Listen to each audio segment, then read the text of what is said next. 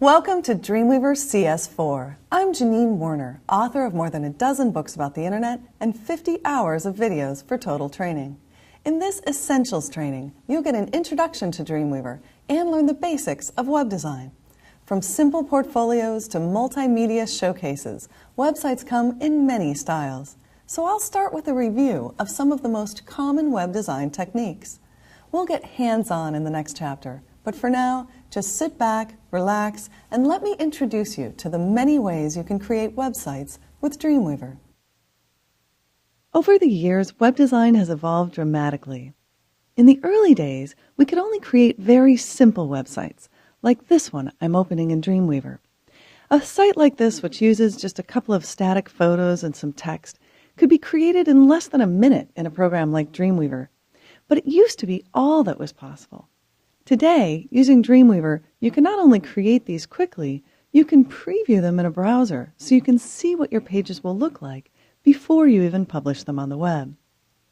You can also create rich media experiences, like this site, which features nature photos and even video.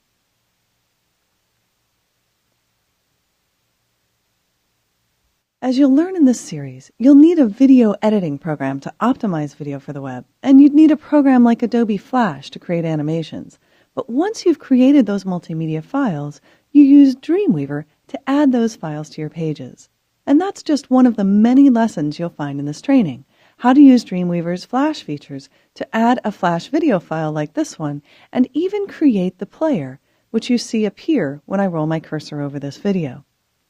Over the course of the next 6 hours, we'll explore many approaches to web design, from simple websites like this one, and by the way, I really don't recommend that you eat your keyboard, to more complex sites, like this nature site, and even variations on this site like this one, which uses one of Dreamweaver's behaviors to create this swap image effect, which changes the image as I roll my cursor over these images, and then goes on to different pages when I click on them. That's just one of Dreamweaver's many behaviors, which we'll cover toward the end of this series. We'll spend most of this series working on that nature site and on this one on the Galapagos Islands. By the way, these photos were taken by a dear friend of mine, Ken Riddick, who goes scuba diving every year on vacation. We'll use this site to explore techniques for creating layouts using cascading style sheets, which is by far the most recommended option for designing websites today. If you're familiar with CSS, these lessons will offer you a thorough review of the CSS features in Dreamweaver. If you're new to CSS, don't worry.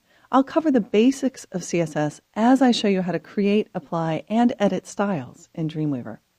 But before we get into all that, let me show you a couple of other sites that were designed using different layout techniques to help you appreciate why you might choose one design approach over another.